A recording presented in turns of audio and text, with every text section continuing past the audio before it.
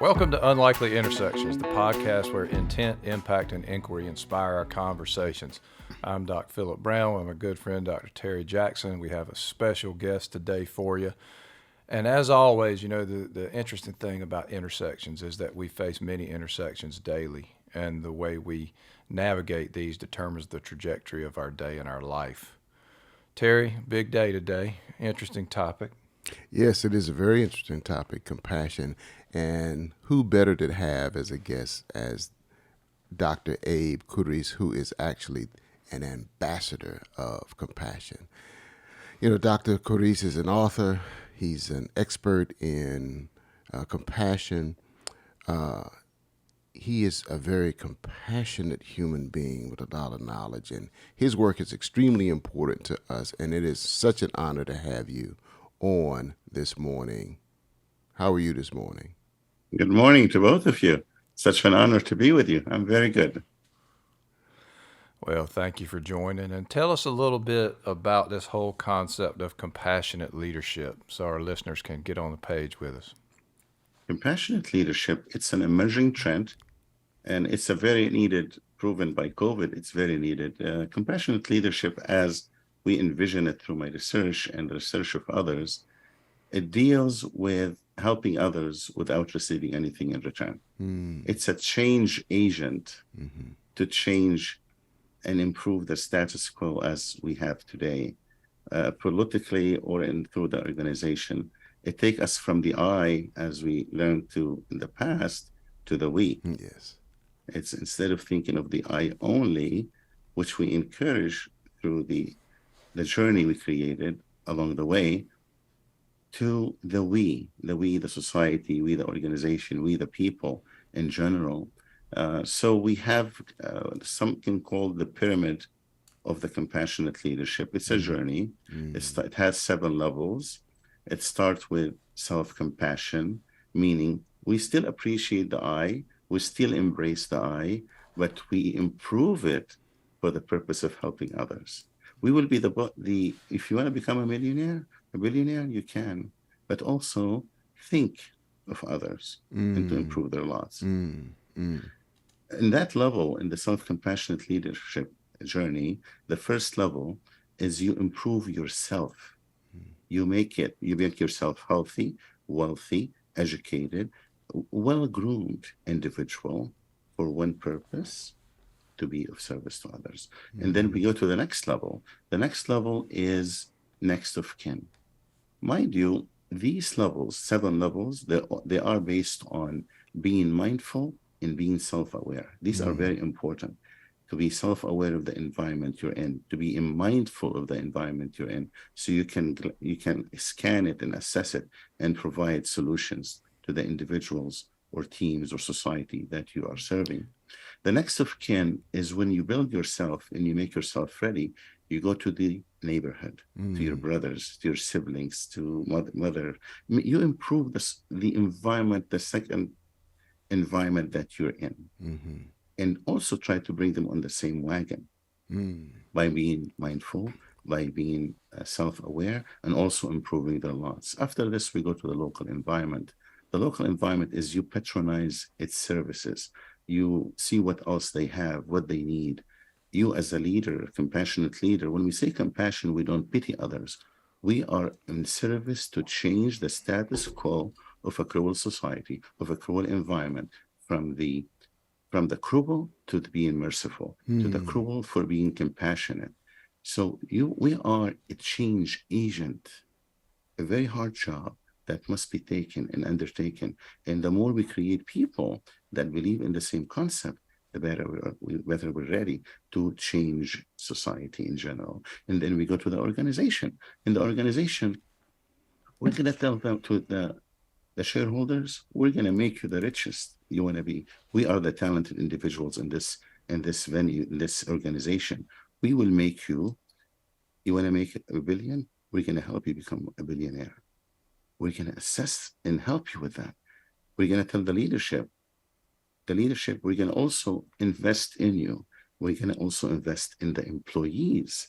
And the employees, instead of surviving, we're going to make them thrive through concept. And also, we're going to go to the consumer, to the customer, and we're going to add value to the consumer. We're not going to just use them to become richer. We're going to add value to them so they can also become valuable part of their purchase with us, their service with us will also add value to them. And then we go to the larger community. We invest in hospitals. This is where the corporate responsibility comes. We invest in hospitals. We invest in probably houses of worship. Anything to make the citizen of the community we serve quality of life, add equality, become involved, become engaged. After this, we go to the sixth level, which is the society. And the society become a model citizen to help the society in general, to bridge the gap, to be the person who, or the individual or the leader that makes the difference in that society. And then we go to the highest level, which is the peak of the pyramid, which that will be you become the compassionate leader where you're serving others without receiving anything in return, just for the purpose of serving them. We found it through the research that 70% of people that we surveyed, believe in the service of helping others and being compassionate toward others. However, those 70% or these 70% are very, in a way, they go with the leader. The leader sets the tone. If the leader is compassionate, they will go with that leader. We call these the masses. They survive. They survive whatever. What is it for me? I believe I want to help others. Am I receiving something in return? If they are, then they will go with it. If someone not compassionate, then they will join that individual. So 70%, that's a large number. Then we found 18%. 18% of people, they say they don't care because they were burned by others, meaning they helped them and they were not reciprocated back in kind, so they decided not to help others. Through the research, we found if you reciprocate back in kind, they will change and they'll be added to the 70%. We found 8% of the individual and leaders that we surveyed that they really don't care. The people who are suffering, they deserve it because it's their own way of doing things. They should have had different approaches. So they don't really care for any of them. And then we found 4%, only 4%. These are the shaker and makers. Those are the one that will actually do the initiatives to help society and be of service to them. These 4%, they're powerful because they're driven toward helping others and being of compassionate toward others. And then we found if we employ such model, then we have collaboration within the work environment, within the society, within the organization. We have trust. The trust is created. We have engagement. We have psychological safety that you can say anything. You can give your feedback and nobody will punish you. You're not going to be demoted or promoted or fired for these things. I mean, you can say whatever you want. We have found that employee retention, you can employ retention because you're creating a shared value, something to believe in. And that's very important in having an organization that cares for others and employees and teams that cares for others. For the collaboration, I found this. So an organization in general is built, as you know, it's consists of individuals, teams, and groups, basically people, for the common purpose to achieve an objective of an organization. When we bring them along and we have them to achieve an objective, we want to change their behavior to work with us. So what we do have something called motivation. Motivation, we give them incentives, we give them bonuses. Some individuals, they have internal, intrinsic motivation. That's something, give them an appraise that be happy. Others, no, they want to receive bonus. And some they have external. But for one purpose is to achieve an objective. And this is what the collaboration goes to. In today's trend, what you create is you create two teams and you have them compete for the service of achieving an objective. We found no, collaboration will have a better result. You have them collaborate for the same common purpose. This is through compassionate leadership because you added shared value. We found other things. Let's see. Diversity. Mm-hmm. Diversity is also encouraged because it's a more sincere. I'm not just putting as a leader, I don't just put a face, someone that looks like the community I'm serving, but my board is some other people. Or so basically, diversity is more authentic and transparent. And that's also part of the research found. Dr. through the Abe, compassionate if I leadership. may, it's obvious you've done extensive research in this because this is who you are, a compassionate leader. Let me ask this question. What was it that inspired you to go down this journey of what it meant, or how you create a compassionate leader? Well, as you know, before COVID, we've always had leaders that weren't up to par. Call them cruel, call them ruthless, call them careless, call them whatever you want to call them. But they weren't leaders that care. And then COVID came in. COVID came in and made us think inwards toward our individual selves. And then you saw how leaders, some leaders, in some countries, without naming specifics, they start saying us versus them. They caused it. They this, they're that. So that wasn't an approach of leadership that will encourage collaboration for the betterment of others. This is where the development of the pyramid started in 2021. 2022, we finalized the research. 2023, the book is coming. The actual manifesto of the compassionate leader. It's a journey. So really it started even before. There's no specific time I would say, but we're observers. We observe, we see.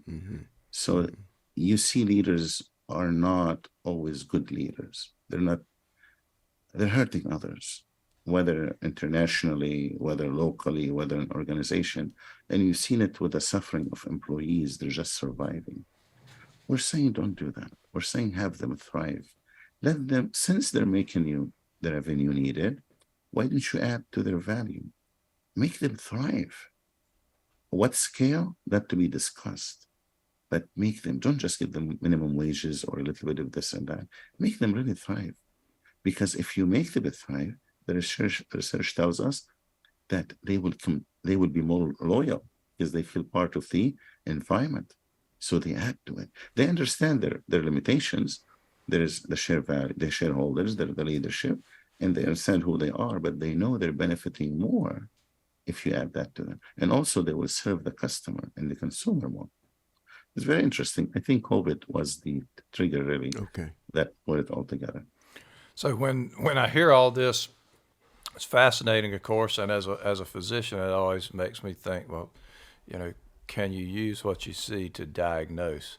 So when you look across industries and see what's happening in those workforces, does that help you diagnose what's happening at the leadership level? Because one of the things that we see happen in leadership a lot, is many leaders are controlled ultimately by a board, and that board is controlled by the leader who presents only what they want them to see and in a very curated ways. So is there an ability to look out into a given workforce and when you see certain characteristics, does that give you a hint that there's a diagnosis of inept leadership, or maybe inept is maybe it is just cruel leadership, or is that possible, or does the research not go that deep? Well, you mentioned something very important, which is healthcare. Healthcare by default, they have care in them. I mean, they as a medical doctor, a nurse, someone in the profession, by default, they're programmed to care. They're compassionate by default. What level and how, that will be to be measured. So as far as healthcare, when she says, I am a nurse, by default, she has a noble profession. Why? She's in service of others. So we don't measure if she's compassionate or not. We measure in a private hospital, is it for what purpose? Is it for profit or not? And what is the leadership? Is the leadership setting the tone or not? I met with the president of larger uh, Adventist healthcare in our area. She told me there's Adventist and there's another hospital. She tells me during the time she called them to check on how they're doing. That you don't see that in the corporate world. We're encouraging, don't compete, collaborate, and not only within the organization, even outside of the organization, meaning an organization to another organization. So when she did that, she exhibited a compassionate approach of collaboration. So to go further is you look at the overall stage of this corporation or that organization. What are the behaviors of its employees? And at that time, if you see a random sampling of people behaving in a way that is in line with what you do, probably the leadership has set the tone. And then you go deeper and deeper. There is nothing that tells us from just looking at it from outside. As an observer, we may have guidelines on what to look for, but there is nothing specific to say if this organization is compassionate or not in what's employing. Very, very tricky to go into saying this is a compassionate organization versus not compassionate organization. Go ahead, Doc. I was going to say it's interesting because you see a lot of healthcare organizations as a part of their corporate values. You'll see the word compassion. Yes.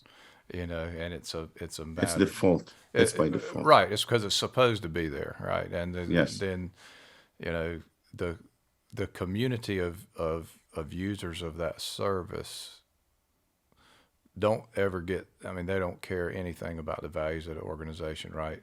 That's not what they're there to do, but they can often tell you whether that value is being met, it seems.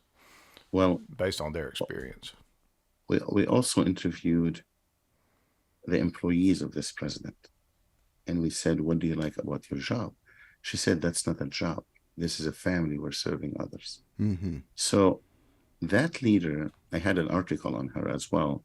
That leader set the tone, well, probably the culture overall, because of the background of the organization, set the tone that saying not only the leader cares, but also the employees care. And you see, it's a reminder, stimuli. You see pictures everywhere that we care. They mention God, they mention this, they mention that, just to remind probably the visitors, but mostly the employees, that we are in what we're serving. So the culture and how it's built also reinforced by these stimuli that they provide. Not only a mission statement, but actual things that they provide. Mm-hmm. Mm-hmm. As with diversity, equity, and inclusion, and you've mentioned diversity as related to compassionate leadership, the evidence has been clear for quite some time around those organizations that are more diverse fare better financially than those that are not. Is there any clear evidence that shows that the compassionate organization, the compassionate business, has a tendency to be a more profitable business? Okay. So we have models that in line with compassionate leadership. We have in common our friend, and you had him on, Gary Ridge. Mm-hmm. Mm-hmm. He had servant leadership. And if you're a servant leadership, I'm sure you touch on the compassionate leadership as we envision it. So yes, it does. I mean, we see successful corporation here, not only them, but the others. Yeah, the research and reality tells us compassionate leadership. If you imagine this, though, imagine an environment flourishes through shared value, caring, with a purpose. The purpose, not only making money, helping society in general.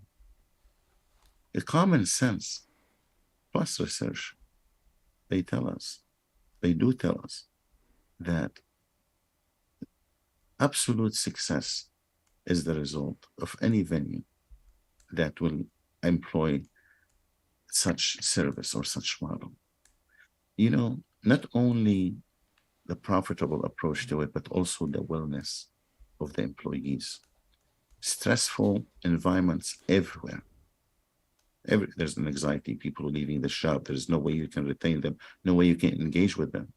Compassionate leadership, compassionate leadership as we envision is someone who say, what's going on? How come you're coming late? Not to punish you or demote you. Is there something I can do for you? Do you have issues at home? Do you need a loan to go to school? They care.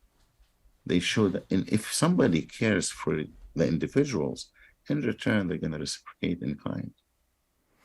It's very powerful. It's a very powerful model. It really makes me think of March Madness right now. If you look at the teams that have been so highly successful, and that now they've got the video stream in the locker rooms, and you hear the conversations, and those teams talk about values like family, like they love one another, like they share credit. They do all these things that I hear basically are components of compassionate leadership, and it starts from those coaches in those programs.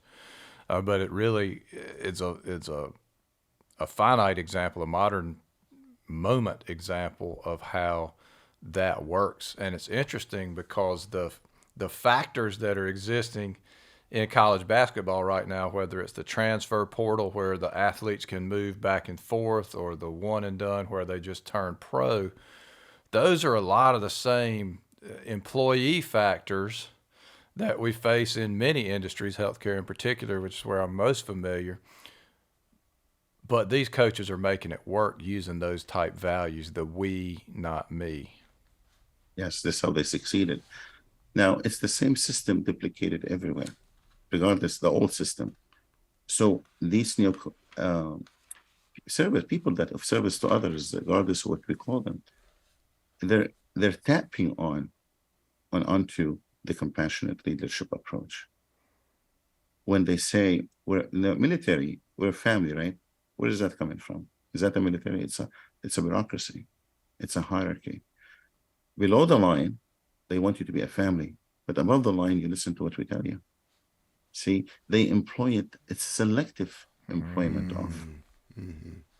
So what we're saying, let's make it all the way to the leadership. And a compassionate leadership in the military is not going to think about sending anybody to war. It's going to have ways to create peace. Mm-hmm. Because the enemy doesn't become an enemy anymore. The enemy is another, you call it a human being, you call it whatever it is, but there is a different mindset in the mind of the leader. Because when you win is when you don't have wars, not to have a war. And that's on the military level. In the organizational level is, how do you win? Collaboration. You see the community you're serving. What can you do to this community? These are the levels, how mindful you are. If you are in the society, how can you create a political system is inclusive of all? It's very interesting how you can shift from one to the other, from one level to the other, based on being mindful. Yes.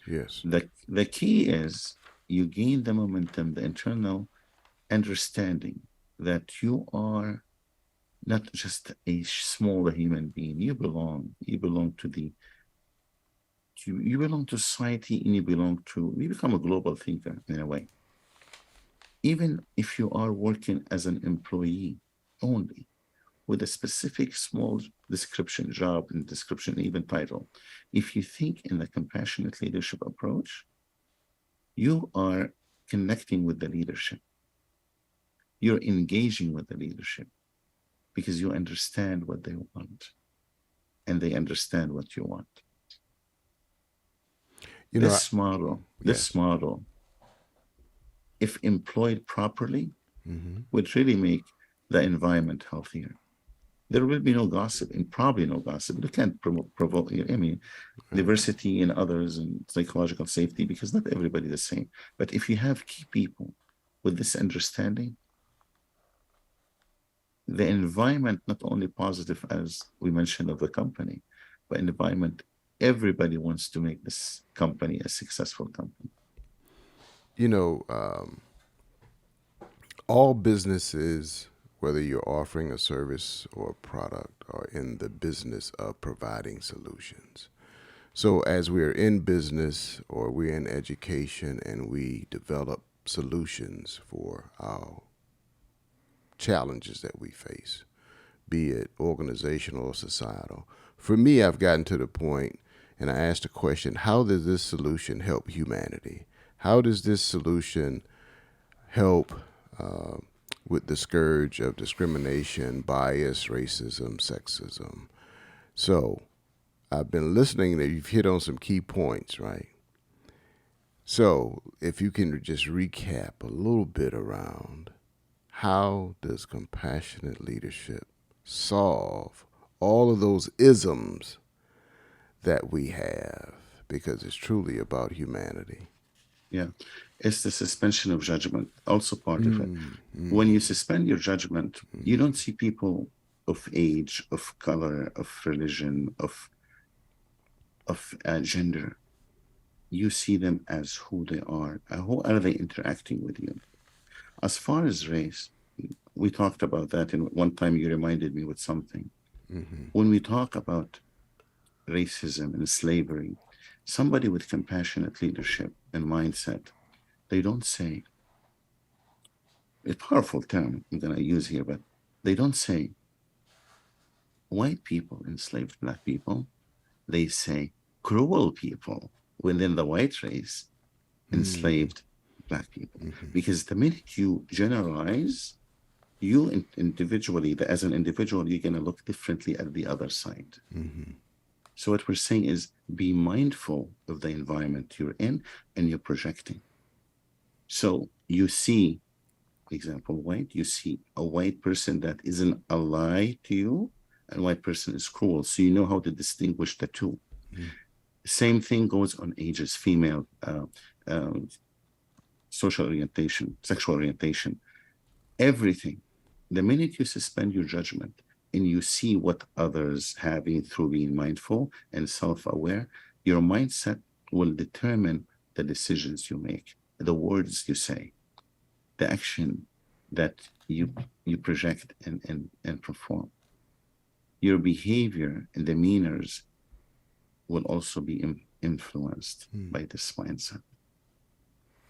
I'm always fascinated by the whole concept of suspending judgment because that's been a personal journey for me, right? As somebody who's trained as a surgeon, who's trained to make quick judgments, it's easy to let that carry over into other aspects of life, but it's incredibly hazardous.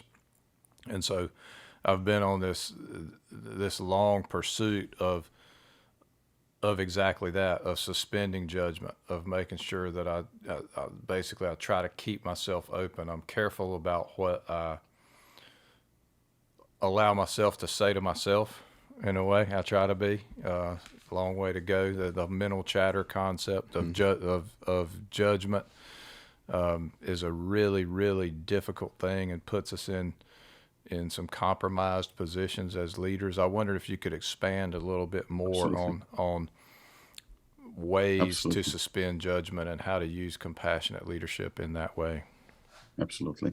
When you suspend your judgment, you're actually helping yourself as a leader or as an individual or as a listener, anybody listening.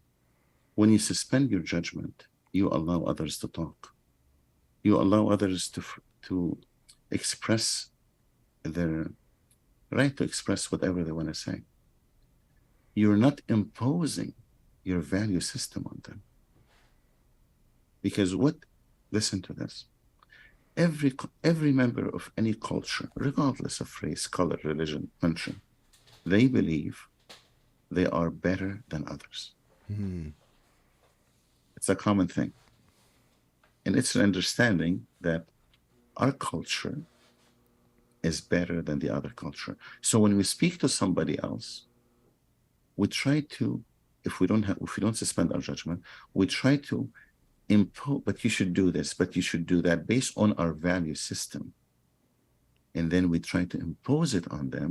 And if they do believe in their culture, they will feel rejected by, and they will feel that, what are you trying to do? What are you trying to impose on them? And the conflict will arise. And they would what do? They will shut down. So a leader that within the compassionate leadership journey, he understands this. He's mindful of the environment they're in. So when they suspend their judgment, they don't suspend the judgment pretending. They literally suspend the judgment, and they do not give any opinion based on a value system. They may use the organization's value system, but not the individual's value system. The organization value system, that's that's the Bible of that organization. You work through. So in this case, you suspend your judgment authentically, truly, and you let them give feedback. Because if you want to have an honest conversation, psychological safety come into play, and you allow them to talk. You allow them to tell you what they believe, what do they think about certain aspect of your organization's organ. Can we improve it? Impose your value system on them, and they will shut down. Mm-hmm. Be mindful how you talk to them, how you approach them. Every culture, every member of any culture, they think they're better than the other one, and they're not going to listen to you. They're not going to listen to you if you impose it. So you suspend your judgment. How do you suspend your judgment? Because not everybody is versed enough and trained enough to suspend your judgment. Just do it. That's true. Just do not say anything that you believe is better than the other. Just let them talk. Let them express what they are there for. You take those as notes, and then you make your decision later. But at least you had that conversation. That's very interesting. I'll tell you what I gathered from it, and while you were saying what I thought about Dr. Stephen Covey and the 7 habits of highly effective people, with one being seek understanding, then seek to be understood. That's what I'm getting when you say, suspend it. It's not your place to. You're asking their thoughts, their opinions, their ideas without placing any kind of value on it. It's just to understand where they are in that moment, in that particular topic. What I also heard was it really opens the door for tough conversations to happen within the organization to get the understanding. You need to have the conversation open. Open communication starts there. Active listening is one of them, but open communication, you really have to. When you communicate with them, you're going to communicate at the same level. You're in a higher position, but you communicate with them at the same level. Why? Why would you do that? Because everybody can feel when the conversation is going this way or that way. But when you level it and engage in a sincere way, you don't treat them anymore as an employees or different race, different color, different religion, different gender. You treat them as individuals. And if you do that, the conversation will be open. Just be sincere in your approach to them. If that happens, and then your intention, you must. Then the 8th habit, I think they have the intention. Mm-hmm. So if you mention all of this and your intention to be good, for the purpose of assisting the organization and helping the organization achieve its objectives, because where would you get feedbacks if you don't talk to your employees? We did this project and we need your feedback. They shut down if their behavior. See, in motivation, there's something else. In motivation, when you reward them according to the value they give. Because when we reward someone, we want them to change their behaviors, right? There's a reason for it. Mm-hmm. So if you reward them for more than they bring to the organization, you spoil them. They're not going to work with you anymore. So what do? I mean, suspending the judgment, it's true, but also you have to know the environment you're in, what you're doing. Who is this individual? I'm not saying go through their background and there's, but because the minute you become a compassionate person, you become an enlightened individual. Being mindful and self-aware, that's where enlightenment, into the door into the gateway of enlightenment, is your understanding. And you're suspending your judgment along the way. You're in the nirvana state. You're just saying to come talk to me, because I'm not going to judge you. I'm going to take your feedback, and based on that feedback, I'm making decisions. I'm going to make my decision. You may go with what they want, but you may go with what you want, your intuition. All of that for the leader. I mean, what's the purpose of the organization? To achieve an objective. And all that interaction we have and fighting we have through the organization shouldn't be. If you have a leader that understands the dynamics of the relationship and what their purpose is and why we use motivation, why we use anything else to make these individuals change their behavior. See, I'm a professor as well. I teach organizational behavior for my MBA students. And we talk about decision makings, we talk about personalities, we talk about anything to do with anything to change the behavior of an individual and make them, we don't manipulate them, we regulate the behavior. So you make the manager understand how to deal with her employees. It's very powerful stuff. Yes, Compassionate leadership. Yeah, compassionate leadership taps into that and takes it to a different level. I hear a lot of, there's an underlying concept here of, when you have created that space where folks feel valued in expressing their opinions, and it's obviously for the, within the constructs of the organization. So, you've got a framework, it's not my opinion about what you're wearing. It's my opinion about what we're trying to do together. And so, Exactly. But once we make that environment where everybody is perhaps not only free to share their ideas, but expected to share their ideas, we have really revved up our potential to be creative and to try Innovation. New solutions. And God knows, don't we need those now? Very much so. Innovation comes through there. See, I'm going to bring a topic as well. Some people may find it offensive, but generally, we and through our human experience, we created religions. We created norms and traditions, and each group created a civilization of sort. But these, when we talk about a work organization, like a work environment, if you have someone wearing the cross coming in and you tell them, don't wear this. You have a lady wearing a veil, you say, don't wear this.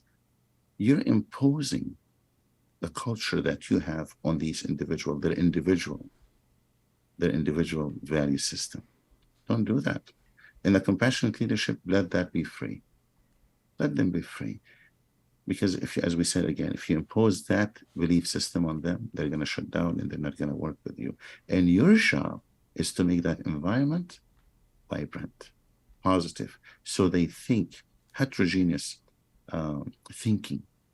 When you bring multiple thinking to the process, you have innovation, you have ideas, you make it vibrant. But if you bring it and you isolate them and you start, don't do this, this is against our culture, this is against our faith, you bring your value system, you are hurting the organization.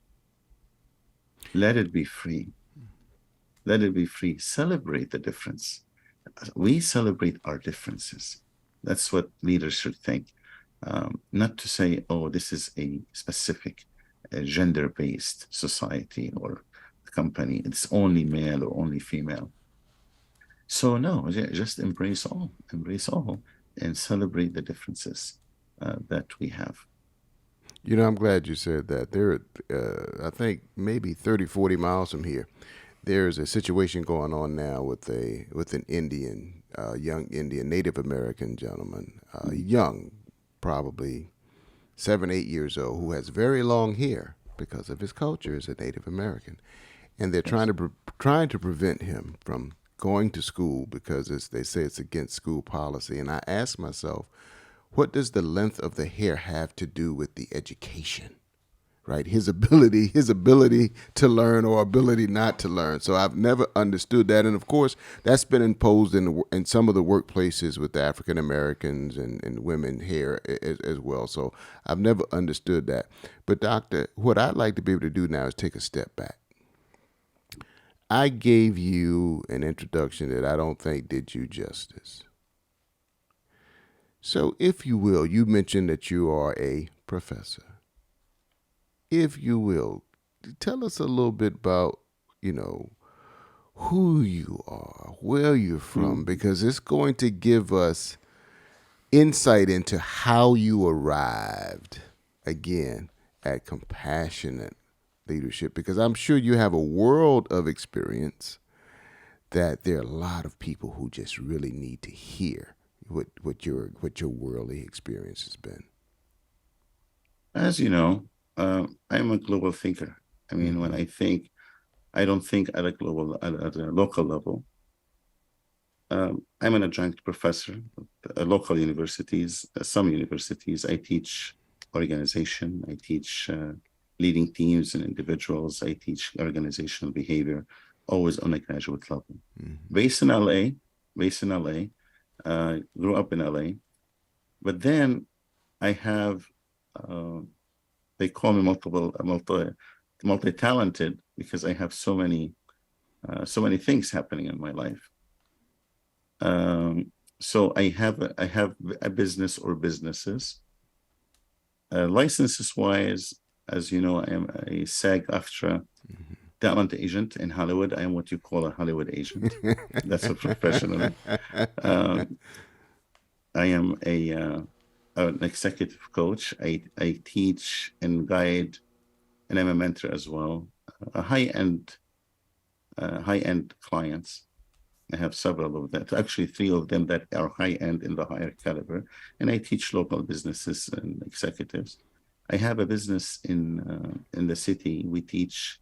I have an education company. I have a real estate company, and I have an insurance company, and I had what do you have there?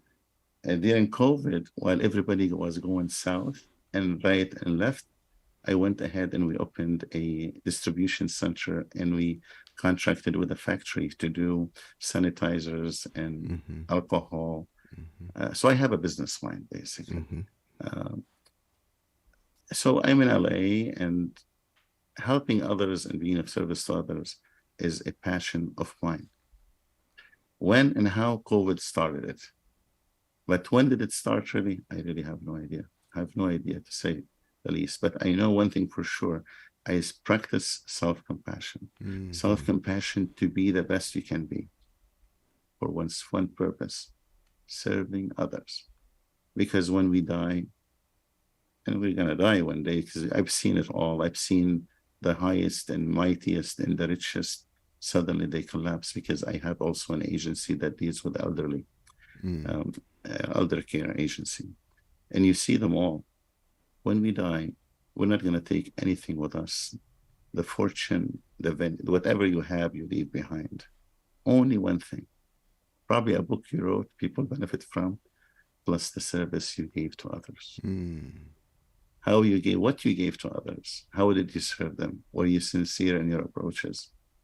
You know, people would remember that. You'll be remembered by that. And look at it. We're all experienced, and we're on the same boat.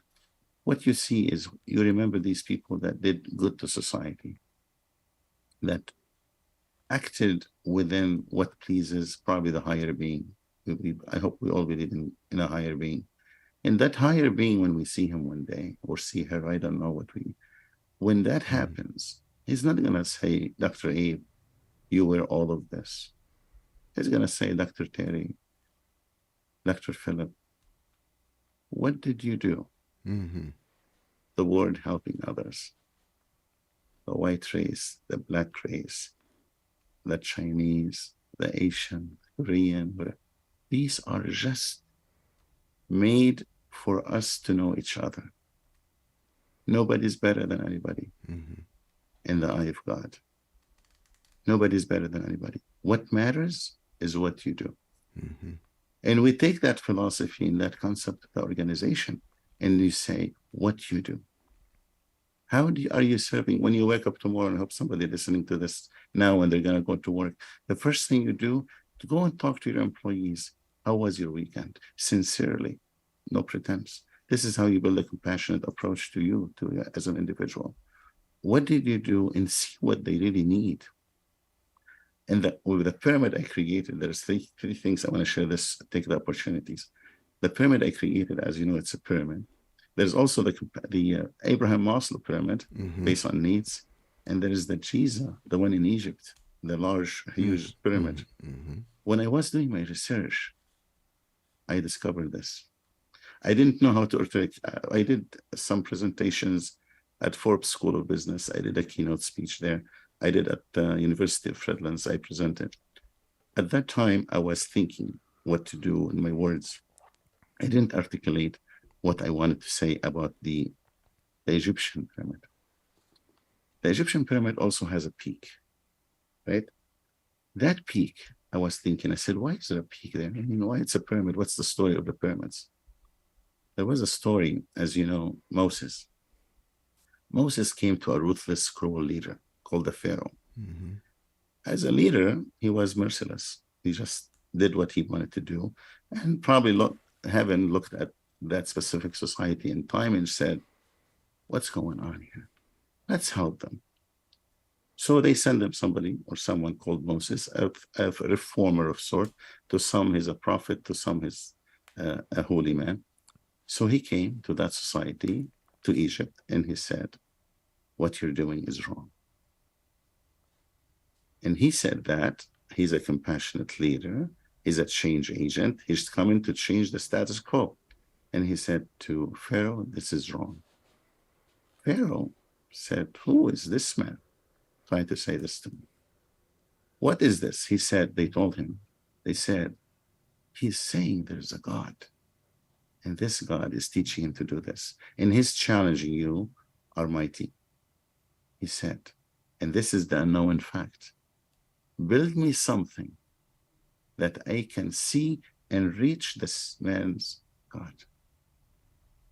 And then it dawned on me. I said, if Pharaoh was on the top of that pyramid, it means a cruel leader is on the top of that pyramid. As we climb the ladder and as we climb the levels, the minute we reach that specific place that is served for compassionate leadership, then we have to experience, and this is the warning, but the minute you reach that level, you're going to have people like the people of Pharaoh. They're going to fight you. They're going to hurt you.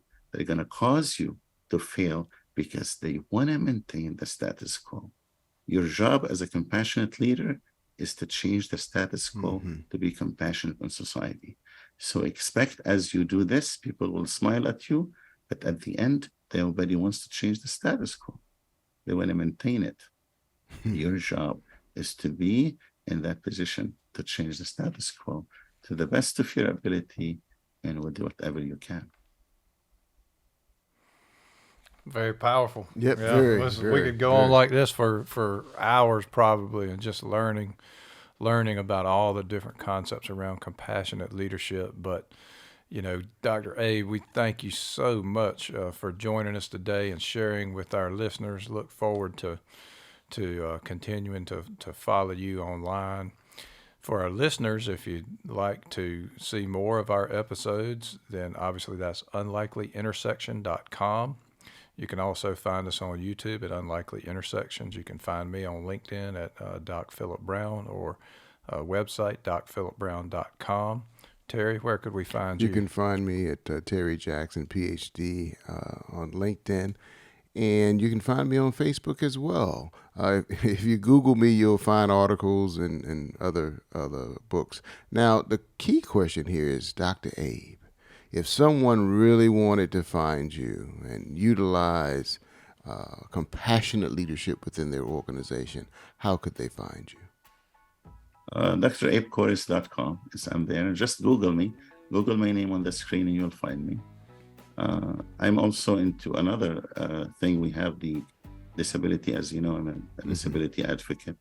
So I also have some issues with, meaning research in the disability, within the disability community.